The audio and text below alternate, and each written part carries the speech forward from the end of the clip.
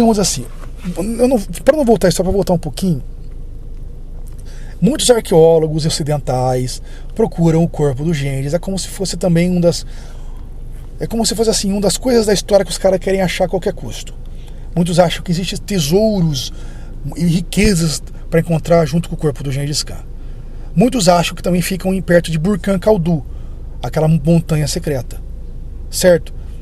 E existe todo o sistema da Mongólia para proteger isso daí, um sistema de que só pertence aos mongóis.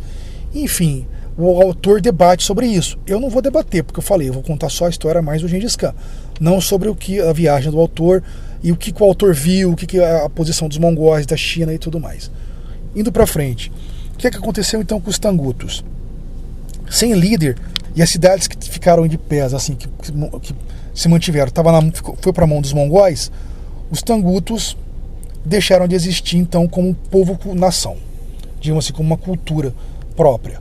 Eles foram assimilados. Então, digamos assim, eles foram para savanas, ou provavelmente foram para a China, outras regiões, outros povos foram colocados para regir aquela região ali, e os tangutos foram para os anais da história. Não existe mais tangutos. Assim, todos morreram? Não. Foi o que eu falei, eles mesclaram com outros povos. Entendeu? Eles deixaram de existir como povo-nação. Certo? Eles foram. Não existe mais os tangutos. Você não é mais um tanguto, agora você é um mongol. É como assim, cara? Hoje em dia na China existe não sei quantos povos. Existe um mural lá, o autor mesmo viu. Eu não lembro desse trecho, porque eu não estudei isso para falar sobre na gravação, ok? O que acontece? Ele foi num museu lá e tava lá todos os povos que pertencem atualmente à China. A maioria são chineses. Ou seja, a China não é só de chinês. Só que todos esses povos são chineses, como os mongóis da Mongólia interior, que está dentro da China, são vistos como chineses, são chineses. É a mesma coisa que aconteceu com os tangutos. Eles não são mais tangutos. Eles eram mongóis. Eles eram mongóis e chineses. Acabou isso. Mais ou menos isso que aconteceu. Continuando aqui, vou imaginar uma coisa assim. Gengis Khan morreu em 1227. Então vou imaginar assim. Um ano depois, tinha um lugar na Mongólia que se chama Aurag, ou Avraga, porque depois foi mudando o nome, depende da maneira que você fala, enfim. Esse lugar é muito antigo, tem umas construções de pedra lá e tem um lugar que sai uma fonte de água. Esse lugar, Aurag, ele, como eu posso dizer, era um dos lugares, não é mais, era um dos lugares sagrados para os mongóis. Ele ficava como se fosse num monte, tinha umas construções de pedra, e desse monte você conseguia ver as montanhas do norte e você conseguia ver os caminhos para o sul. Então automaticamente também era um lugar estratégico, porque esse lugar, você viu o que estava acontecendo no norte, você conseguia ver as montanhas e você conseguia ver o caminho indo para o sul, para o Gobi. Então era um lugar assim, não só sagrado como estratégico. Então no ano de 1228, de repente começa a chegar nesse lugar de Aurag, digamos, várias tendas-palácio, várias guers, que são dos príncipes mongóis, dos comandantes, dos generais, vindo com as suas cotas de malha, certo? Trazendo essas guers, vem geralmente um grupo de 12 bois puxando uma guer, uma tenda-palácio. E eles vão se reunir ali. Por que eles vão se reunir ali em 1222? Para poder combinar o que fazer dali para frente, porque Gengis Khan morreu. Então os príncipes, os generais, os comandantes, os filhos dos generais vão sentar ali para decidir o que vai ser feito. Porque o que acontece? Tipo assim, apesar da morte do Gengis Khan, os mongóis não estavam com medo. Os príncipes mongóis não estavam com medo. Porque, cara, os mongóis eles sabiam que eles estavam diante de acontecimentos grandiosos. Eles sabiam que o povo deles saiu da insignificância. De repente eles eram um povo importante. De repente eles dominavam grande parte do mundo. Então eles tinham que combinar, por exemplo, assim, o que fazer. Porque também tinha certas coisas. Eles ainda estavam em guerra contra os Jin. Eles tinham que se acertar com isso. E eles também tinham que conversar sobre aquilo que o Gengis Khan e o Subedei tinham conversado lá atrás, sobre os prados daquela nova terra que eles queriam fazer, uma terra nômade, que seria os prados da Hungria e fica também nas estepes da Rússia, os prados da Hungria, que eles queriam transformar numa nova terra nômade para eles. Então eles tinham que planejar, então eles tinham que ficar unificados. Eles tinham que permanecer unificados. E por que eles foram para Aurag? Cara, porque a Aurag, como eu falei, ela foi a primeira capital dos mongóis. De uma capital de cidade. Não é uma capital de cidade. Ela foi como se fosse, ela era o ventre das tribos. Era ali que começou a reunião dos mongóis. Os mongóis se reuniam ali, as tribos se reuniam ali. Por isso que eles foram para aquele lugar. Então, como eu falei, era um lugar sagrado, também era um lugar estratégico. Então pensa assim, quando Gengis Khan morreu, digamos, ele dominava do Pacífico até o Mar Cáspio. Cara, isso é um império 4 vezes maior que o do Alexandre o Grande. E é um império 2 vezes maior do que de Roma, do território de Roma. E ainda estava na metade do que os mongóis iam conquistar. Porque vamos falar um pouco do futuro. No ano de 1300, os mongóis vão duplicar essas conquistas. Eles vão fazer um território do que a gente conhece hoje como China, Coreia, Tibete, Paquistão, Geórgia, Armênia, Azerbaijão, a maior parte da Rússia, Ucrânia e a metade da Polônia. Cara, tudo isso foi o território dos mongóis. Eles tinham 28 milhões de quilômetros quadrados. Tipo assim, vamos pensar assim, naquela época ninguém da Eurásia sabia sobre as Américas e ninguém da Eurásia sabia sobre a Austrália. Então eles eram donos da maior parte do mundo daquela época. Então, só uma coisa interessante, o neto do Gengis Khan, o Kublai Khan, ele vai ser dono de todos esses territórios. Senhor nominal, né? Ele vai ser o senhor nominal de todo esse território. Então ali em Aurag, o Ogedei foi feito, digamos, ele foi feito Khan. Ele foi feito Khan dos Khans. Por que Khan dos Khans? Porque tinha outros Khans. Como assim tinha outros Khans? Porque o Gengis Khan deu um território para cada filho dele. Vamos falar desses territórios. O Joshi, nessa época o Joshi já tinha morrido. Nessa época nós estamos falando. O Joshi já tinha morrido. Então o território do Joshi foi dividido entre os 2 filhos mais velhos dele, que é o Orda, chamava Orda, e o outro chamava Batu. Então o Orda e o Batu ficaram com as terras além do Mar de Aral, que é a parte mais distante da Mongólia. Então eles foi dividido essas terras para os filhos de Joshi. O Chagadai, o filho do meio, ele ficou quase a central.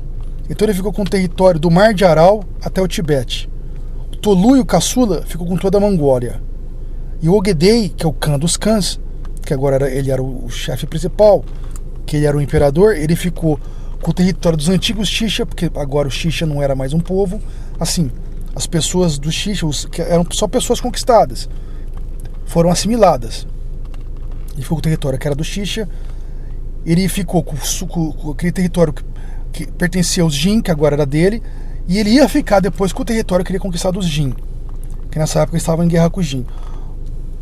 Aí lembra, eu falei lá atrás, quando o Gengis Khan estava no leito de morte, ele conversou com o Ogedei e fez uma estratégia para conquistar a China. Então o que era essa estratégia?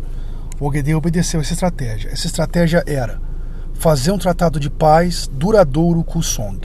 Mas como assim duradouro? Pelo menos até eles vencerem completamente os Jin.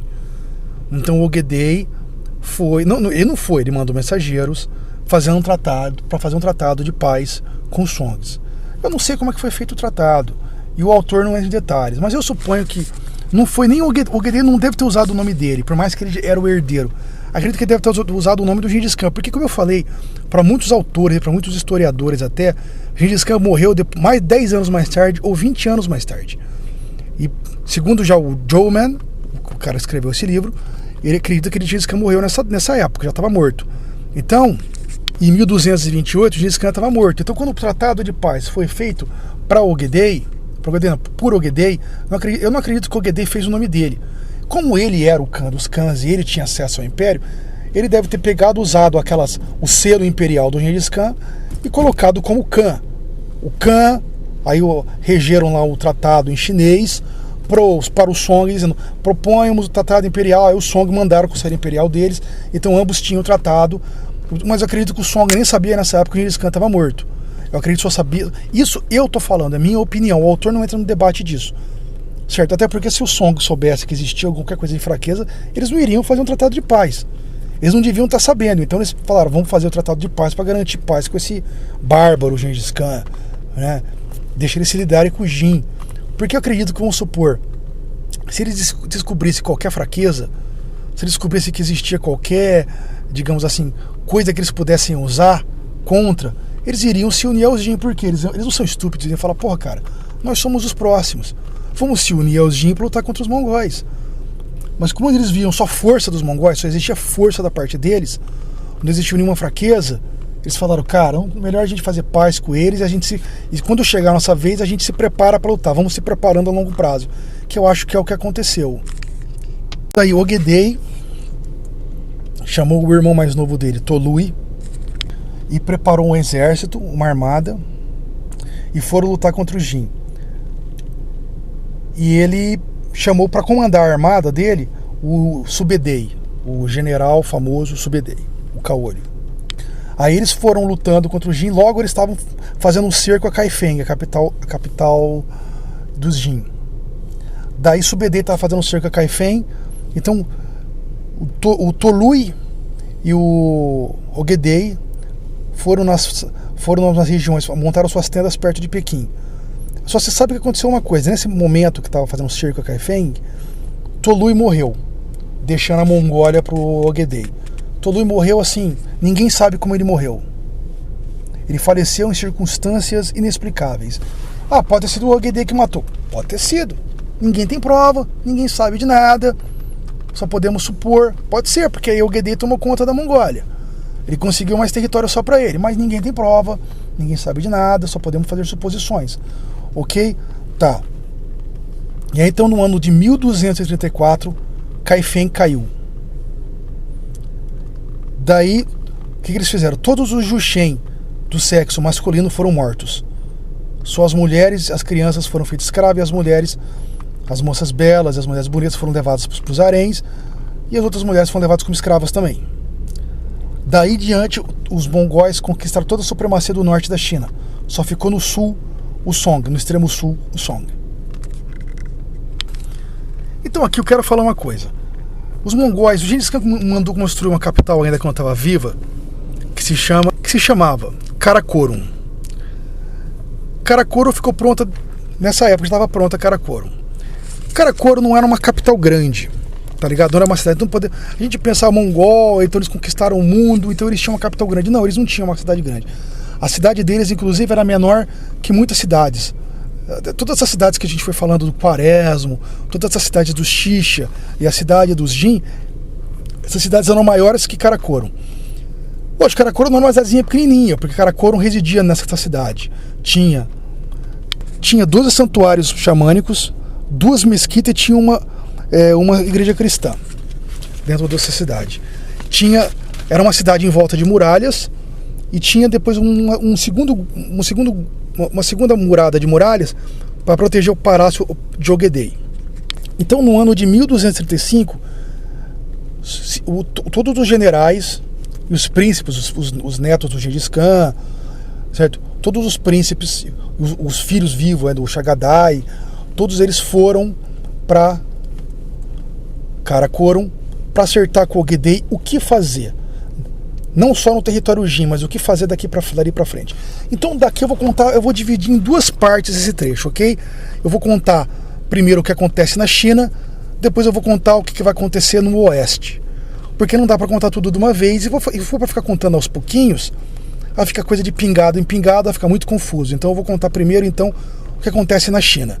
Então aconteceu essa reunião, eu vou então contar primeiro então, depois eu volto para a reunião.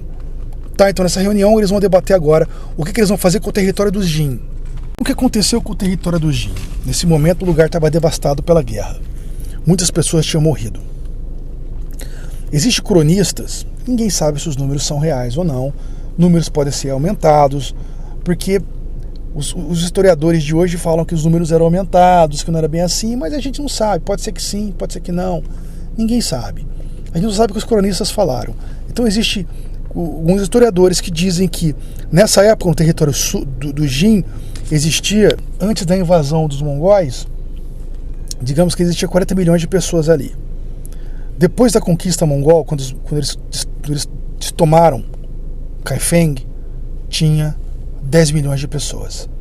Então foi um massacre. E realmente foi, porque os príncipes mongóis dizimaram comunidades inteiras. para fazer escravos. Muitas pessoas fugiram para templos. Porque nessa época já da conquista, digamos, os mongóis já tinham um acerto já, por exemplo, com os taoístas, já tinha uma ligação com certos templos budistas, não budistas, mas templos confucionistas, e até budistas eles já respeitavam mais. Eles não respeitavam os ocidentais nessa época, mas eles já tinham uma ligação com a China. Então, digamos, quando as pessoas fugiam nessa época para os templos da China, eles não iam e queimavam, nem botavam fogo. Diferente do Ocidente, entende? Aí o tratamento era diferente. Não porque eles não tiveram contato com o cristianismo em si, porque como eu falei, na época do Gengis Khan, quando ele estava se formando ainda como líder de tribo, como líder tribal, eles tiveram contato com o cristianismo nestoriano. Mas porque eles não tinham respeito pelo povo ocidental. Assim como eles também não tinham, também eles não tinham, digamos assim, uma ligação, digamos assim, eles se achavam superiores. Ah, eles eram racistas. Não, cara, não sou mongol. Racista, o que é racismo? É você, digamos, se sentir superior a determinado povo ou crença. Certo? Isso é racismo. Você ter um preconceito. O que é um preconceito? É um conceito pré-concebido, é uma ideia que você já possui, que você é superior àquele grupo. A uma certa etnia, ou a uma certa religião. Você diz, não, eu sou superior a eles por causa disso. Os mongóis não eram assim. Porque eles não eram assim a determinado povo, eles eram assim em geral. Todos eram abaixo deles. Eles eram acima da cadeia alimentar. Então eles não eram racistas. Mas vamos falar a verdade, todo cara que é imperialista pensa assim. Foi assim com os ingleses no século XIX, quando eles estavam fazendo, na época do imperialismo inglês, eles também eram assim, eles também se achavam superiores a todos. Não é que eles eram racistas, eles se achavam superiores a todos os povos. Quando um povo ele é imperial, quando ele está na cadeia do topo alimentar, quer dizer, no topo da cadeia alimentar, ele se acha superior. Não é em si que ele é racista. Agora, lógico, pode existir indivíduos racistas, mas o povo em si, digamos, o povo mongol não era racista. Dando continuidade aqui. Porque aqui, só para você ver, por exemplo, os nazistas da Alemanha nazista, eles foram racistas. Por quê? Aí eles poderiam se considerar superior, mas eles foram racistas relacionados ao judeu. Porque eles tinham preconceito contra aquele determinado povo. É diferente. Entende? Os mongóis não mataram só os Jin, eles mataram bilhões de pessoas também no Quaresma. Eles mataram também milhões de pessoas do Xixa. Os Xixas deixaram de existir, os Tangutos deixaram de existir como povo. Assim, não todos morreram, eles foram assimilados, mas a nação Tanguta deixou de existir. Ou seja, digamos assim, eles não eram assim a determinado povo. Depois eles vão fazer um massacre no oeste cristão. Então agora, mas sim, os mongóis mataram muita gente. Eles foram, digamos assim, um acontecimento terrível, incrível, como muitos impérios. São acontecimentos terríveis e incríveis, porque realmente eles dizimaram populações inteiras. Mas automaticamente, com o Império Mongol, o comércio fluiu. É horrível, é horrível. Mas não vou entrar no debate disso, tá? Vamos continuar a história. Então, nessa corte, sentou lá os príncipes mongóis, os filhos dos generais. Eles estavam debatendo então, o que nós vamos fazer com esse território Jin que foi devastado pela guerra? Tem 10 milhões de pessoas lá, certo? Muitas dessas 10 milhões de pessoas são agricultores. Então, grande parte daquelas pessoas eram agricultores. O que fazer com esses 10 milhões de pessoas? Então, alguns príncipes mongóis sugeriram, cara, agricultores não servem para nada. Por quê? Pra gente falar que é absurdo falar isso. Bom, gente, nós somos uma civilização que conta a agricultura. Certo? Só que tem uma coisa. Para os mongóis, tudo que eles precisam está na savana. Entendeu? A alimentação deles é baseada na carne. A carne, o gado dá carne. Os rebanhos dá carne. Eles têm rebanhos. Os rebanhos de gado oferecem leite para eles. Do leite eles fazem queijo. Eles têm a base da alimentação deles, é isso. Eles têm raízes que eles podem se alimentar de raízes. Eles se alimentam também de umas pouquinhas árvores frutíferas que tem. Certo? E alguns vegetais. Tudo o que eles precisam ter na savana, inclusive a caça. Certo? E da savana tá lá. É pastagem para eles. Eles não precisam de mais que isso. Certo? Então, é impensável para uma civilização civilizada, Os chineses eram uma civilização civilizadas. Os ocidentais, os cristãos ocidentais, eram uma civilização naquela época civilizada. Os próprios muçulmanos eram uma civilização civilizada. É impensável para civilizações civilizadas, que já tinham séculos de escrita, e já existia um sistema de agricultura milenar, achar que a agricultura é indispensável. Quer dizer, acha que é dispensável. É indispensável. Só que para o mongol é dispensável. Cara, ele não precisa de agricultura. Eles vivem séculos sem agricultura. Eles são nômades, são pastores. Eles não vivem da agricultura. Então para eles não faz sentido. Para que nós queremos agricultores? Vamos dizimar essa população, olha só. 10 mil guerreiros mata 1.000 pessoas muito fácil. 10 mil guerreiros a gente mata 1.000 pessoas muito fácil. É só mandar 10 mil guerreiros lá e a gente dizima todo mundo. Em pouco tempo a gente pode transformar toda aquela terra em pasto. Então que essas 10 milhões de pessoas sejam todas dizimadas e vão transformar tudo em pastagem para boi. Fazer de todo esse território uma nova Mongólia, então. Que essas pessoas sejam substituídas por gado e cavalo. A gente põe pastagem. Só que aí o que acontece? Yelu Chutsai estava na reunião e deixou que absurdo. Não vamos conversar essa bobagem. Yelu Chutsai botou uma ordem lá e conversou com o Ogedei e falou: olha, dá uma chance para mim. Dá uma chance, eu vou planejar um plano de governo e eu vou dar lucro para você. Porque Yelu Chutsai, ele sabia que os mongóis não tinham interesse na civilização chinesa pela civilização, pela riqueza da civilização, pela história milenar, pela escrita. Ele sabia que não tinha interesse por isso. Ele sabia que o interesse mongol era em butim, era em bens, o que poderia se oferecer, lucro. Então o Chutsai falou para o Ogedei: me dá uma chance, eu vou transformar essas 10 milhões de pessoas em lucro. Pode deixar, eu vou dar lucro para você, me dá uma chance e eu vou transformar. Porque nessa época o Chutsai, ele tinha um grupo de escribas, ele tinha um grupo de pessoas que trabalhavam com ele. Não era uma administração como a gente conhece hoje. Era uma administração rudimentar. Sabe, o começo de uma administração, ainda mais de um reino que estava começando. Os mongóis, não era uma administração propriamente chinesa, porque tinha tangutos, tinha quitãs, tinha juxen, tinha muçulmanos nessa época também. Era uma administração internacional meio maluca, mas Chutsai controlava tudo isso aí. Então Chutsai controlava a administração por todas essas cidades que estavam de pé e que ainda tinham permanecido de pé e faziam parte do reino mongol. Que agora, de Samarcande até a caída Kaifeng, Chutsai controlava todo o corpo administrativo. Então ele pediu uma chance para fazer um plano de governo para transformar esses 10 milhões de pessoas em rendimento. Ogedei topou. Deixou então Chutsai fazer o plano de governo dele. Porque Chutsai, cara, ele salvou durante toda a época mongol, todas as invasões. Chutsai estava participando, digo, do Quaresmo, para as invasões de Xixia, dos tangutos, que ele salvou vidas lá e pegou livro, colocar livro em cima dos camelos, salvou, deu alimentação para as pessoas que estavam doentes, estava presente ali na queda de Kaifeng. Então, Chutsai, ele salvou bibliotecas. Chutsai salvou pessoas. Chutsai salvou eruditos para trabalhar com ele, para ele colocar no corpo administrativo dele.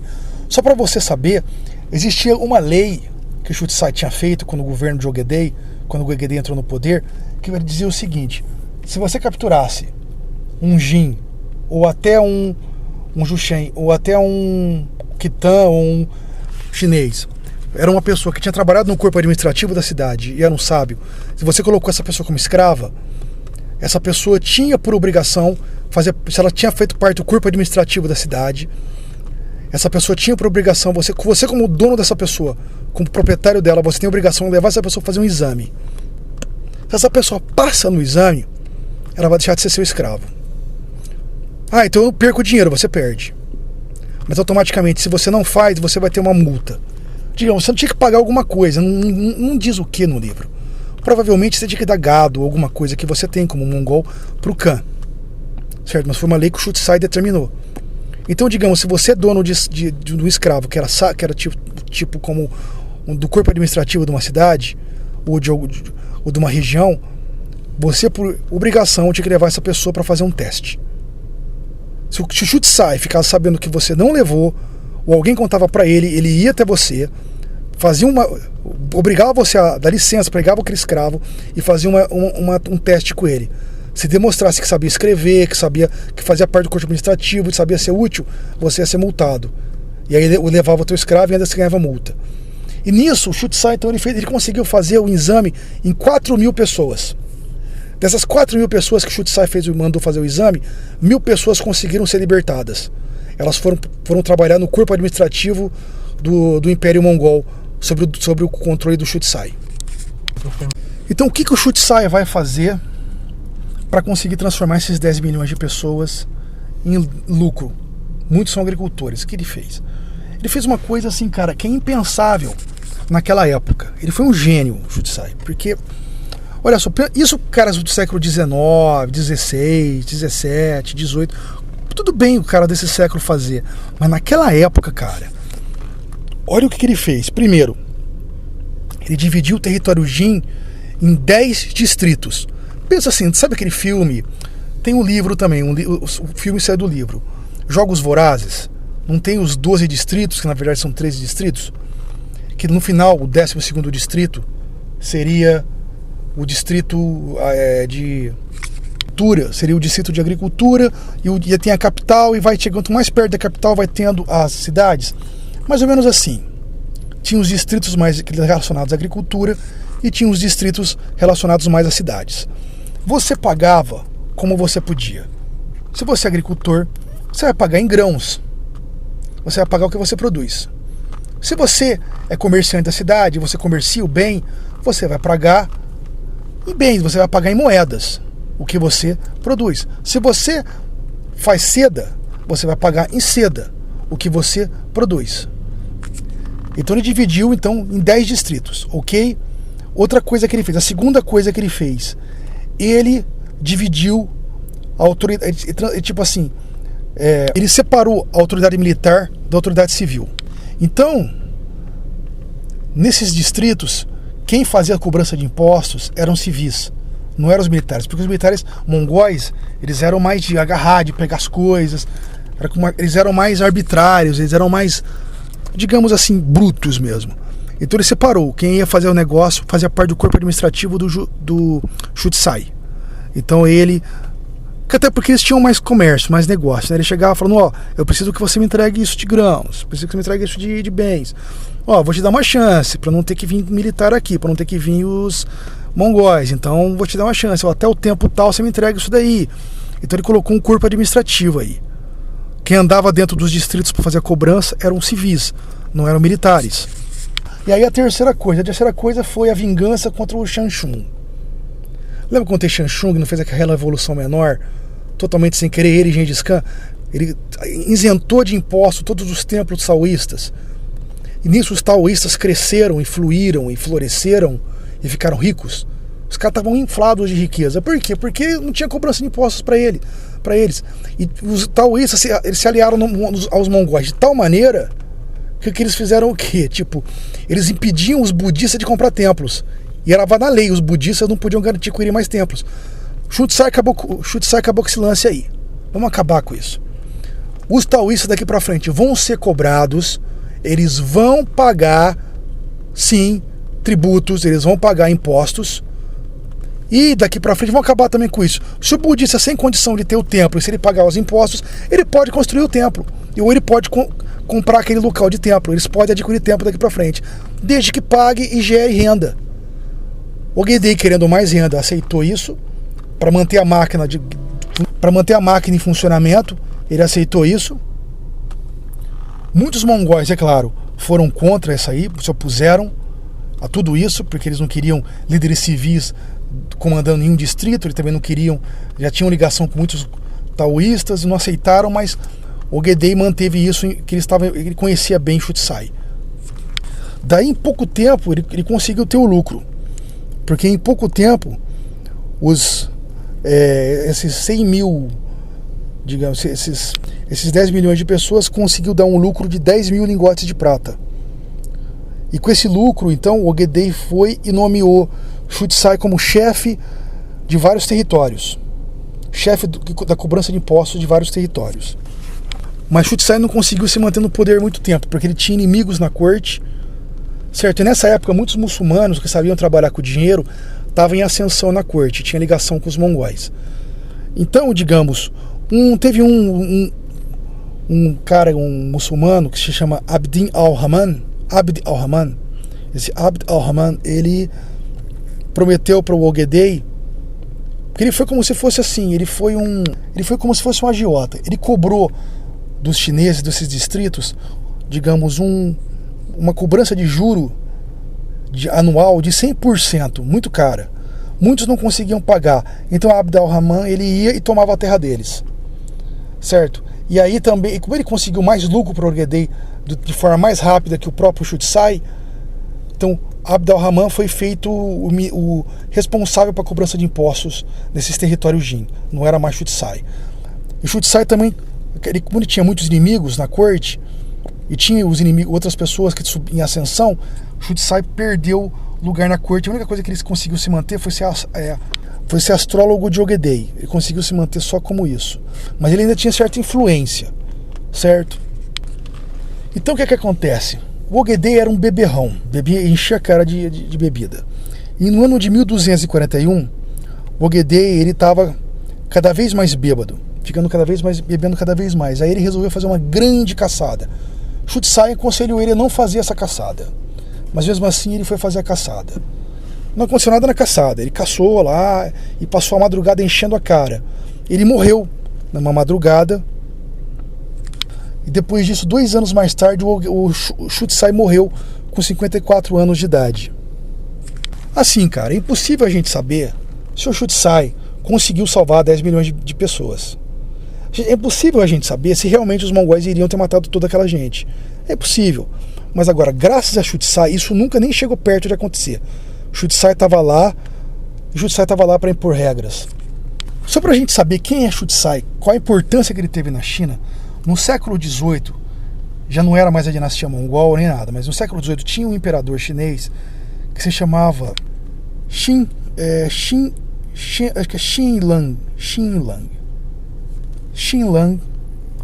Ele fez uma estátua de 2 metros de altura.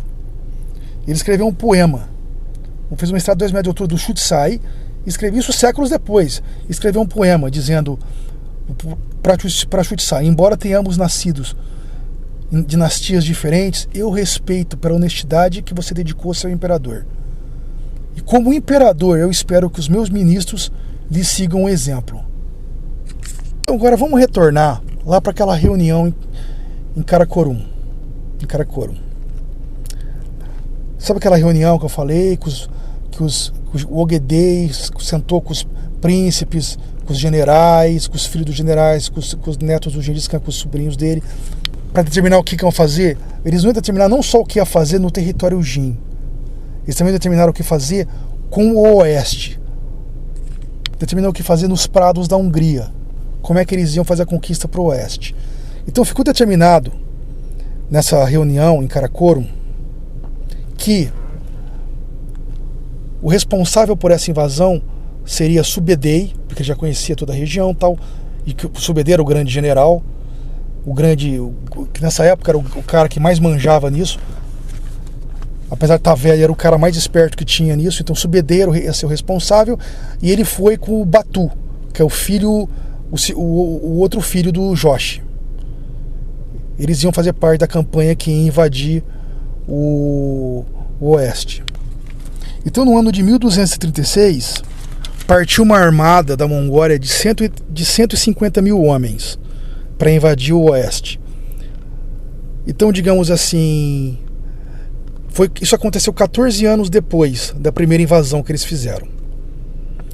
Então, dessa vez, o primeiro grupo que eles foram atacar foram os búlgaros. Os búlgaros não tiveram chance. Eles venceram o Subedei 14 anos antes. Dessa vez não tiveram chance. Eles foram massacrados.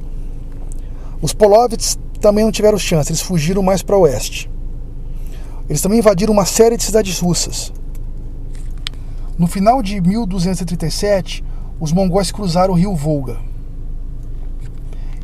Digamos assim, existia naquela época na Rússia, existem os cronistas que falam sobre isso, que as florestas eram densas, eram tão densas que uma serpente não conseguia passar no meio, de acordo com os cronistas. Eles disseram que isso geralmente podia servir como uma espécie de defesa natural, né? Só que não impediu os mongóis de atravessarem, porque os mongóis eles abriram caminho pelo meio da selva, eles abriram caminho. Não é uma selva que a gente conhece como tropical, é uma selva de tundra, mas mesmo assim era bem fechada. Eles abriram caminhos tão largos para poder passar as carroças com armas de cerco deles. Depois eles tiveram uma vitória não identificada, porque como eu falei lá várias vezes, falta dados. Depois, nessa época, os mongóis resolveram computar quantas pessoas eles tinham matado até aquele momento ali, quando atravessaram o Volga. Aí como é que eles vão fazer para contar? Bom, eles pegaram e começaram a arrancar a orelha dos caras mortos. Então eles fizeram uma colheita. Eu não nada, fica horrível, mas... Ai, meu Deus. De 270 mil orelhas. E as cidades russas ali, russas e eslavas, estavam caindo que nem dominó. Então caiu cidades que era Ryazan, eu não sei se eu estou falando certo, provavelmente não, Ryazan, Suzdal, Yaroslav. Daí então, no ano de 1238, os russos e os eslavos se uniram, que nem se uniram lá atrás, 14 anos antes, para enfrentar os mongóis, se uniram novamente. Aí colocaram o comando do exército russo e eslavo de um cara que era considerado como o grão-duque, ele não era um rei, era o grão-duque Vladimir. Aí colocaram todos os exércitos deles sob o domínio do grão-duque Vladimir. A batalha aconteceu tipo 200 km a norte de Moscou. Foram massacrados. O grão-duque Vladimir morreu. Arrancaram a cabeça do grão-duque Vladimir e levaram como troféu. A Europa nessa época estava sendo prevenida da catástrofe, tá ligado? Até porque assim, no ano de 1239, um frei húngaro, ele viajou até o acampamento de Batu. E ele escreveu, não foi Batu que escreveu, ele escreveu que o Batu estava dizendo para o Papa. O que o Batu queria como príncipe mongol, queria mandar o recado para o Papa, né? Aí Batu estava no sul da Rússia nessa época.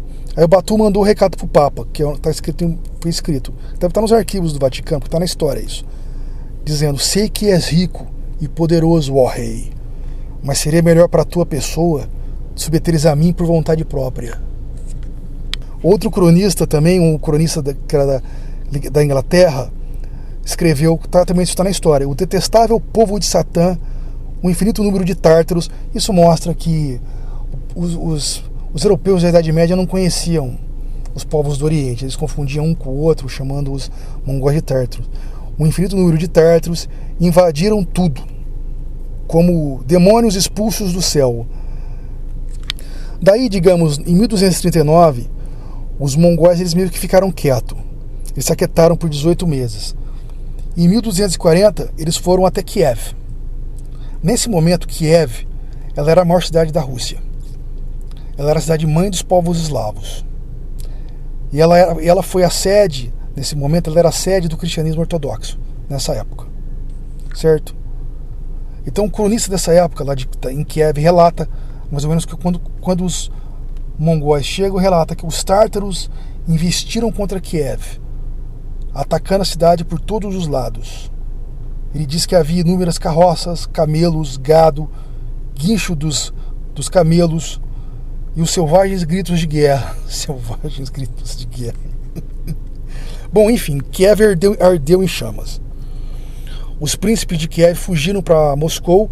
É daí em diante que Moscou começou a crescer e Kiev começou a declinar. Então eles saíram da Ucrânia e foram para a Hungria. Assim, os europeus não levaram a sério, cara. Eles não levaram a sério a invasão dos mongóis. Porque assim, para eles os mongóis eram bárbaros. Por mais que eles eram bárbaros, selvagens e perigosos. Sim, eles eram perigosos. Os europeus sabiam que eles eram perigosos. Mas assim, eles pensavam: nós temos cidades, nós temos cavaleiros. Esses são bárbaros primitivos. Bárbaros primitivos que estão lutando em regiões que eles não conhecem. Nós conhecemos as regiões. Porém, eles não sabiam de coisas assim. Eles não eram apenas bárbaros primitivos. Porque, como eu falei, na primeira invasão, 14 anos antes, eles tinham cartógrafos que redesenharam as regiões, desenharam mapas. Eles deixaram espiões na terra, coisa que nesse momento os espiões estavam se juntando ao exército mongol e dizendo ali para os mongóis e para os chineses que faziam parte da administração deles quem era amigo de quem era aliado a quem era inimigo de quem também. qual região era mais fácil de pegar, qual cidade era mais fácil de ser tomada. Por isso que eles foram caindo de maneira tão fácil. Porque 14 anos antes eles estavam lutando e tiveram vitórias sem ter muito conhecimento. Agora eles tinham conhecimento e inteligência.